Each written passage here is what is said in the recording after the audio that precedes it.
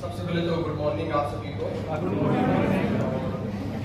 जैसे कि सर ने मेरे बारे में बताया कि मेरी जर्नी काफी इंटरेस्टिंग रही, तो यही मैं बताना चाहूंगा आप सभी लोगों को कि अभी आप उस जगह पर आ गए हैं जो आपको आईएएस बनने से अब नहीं रोक सकता कोई, जो मुझे लगता है, जो मैंने फील किया था जब मैं भी कोचिंग क्लासेस में पहली बार गया था। तो जब मैं पहली बार वहां बैठा तो मुझे लगा कि शायद 80 से 90% जर्नी अब खत्म हो गई, क्योंकि बहुत सारे लोग सपने देखते हैं, गांव से होंगे और हिंदी मीडियम है तो मोस्टली हम लोग गांव से बिलोंग करते हैं, तो यहाँ तक आना ही एक अचीवमेंट है। अब अगर आप लोग यहाँ तक आ गए हैं तो अब सिर्फ एक काम जो करना है वो यही है कि जो भी आप पढ़ रहे हैं वो पूरी ईमानदारी के साथ पढ़ें। बहुत सारे डिस्ट्रैक्शन होंगे आपके लिए, उन सभी से बचना है और अपनी पढ़ाई जितनी ईमानदारी से आप करेंगे सक्सेस मुझे ऐसा लगता है कि निश्चित रूप से मिलेगी। क्योंकि मैंने जिस बैकग्राउंड से मैं आया,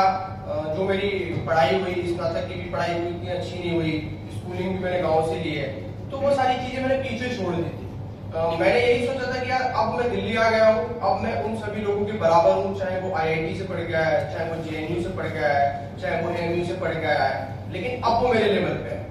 उसकी पढ़ाई अच्छी हुई होगी, हो सकता है वो कुछ चीजों को 6 घंटे में कर लेता हो, तो अगर मेरी पढ़ाई अच्छी नहीं हुई है तो मैं 8 घंटे लगा लेता हूँ। अगर हमें मेहनत ज्यादा करनी पड़ रही है तो कोई दिक्कत नहीं है ना, सपना बड़ा है हमारा तो मेहनत भी बड़ी होगी और खुद पे भरोसा रखना।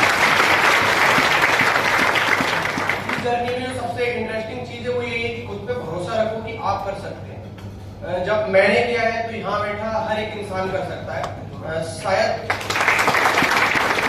एक या दो लोग यहाँ हो सकते हैं जिनकी मुझसे निम्नतर स्तर की स्कूलिंग हुई हो और शायद ना भी हो, क्योंकि मेरी बहुत ही ज्यादा मैं बता ही नहीं सकता मैं किस तरीके के स्कूल में पढ़ता था। इवन 6 क्लास तक तो मैं पैदल जाता था, तो मैंने अपने पापा से कहा कि बहुत घोड़ा बुकी होती है ना, उससे आती थी कि हमारे भी लगाओ, तो उन्होंने बोला कि मैं एक ही चीज अफोर्ड कर सकता हूँ, या तो मैं तुम्हारी फीस दे सकता हूँ या घोड़ा बुकी के पैसे दे सकता हूँ। तो बट अब पढ़ना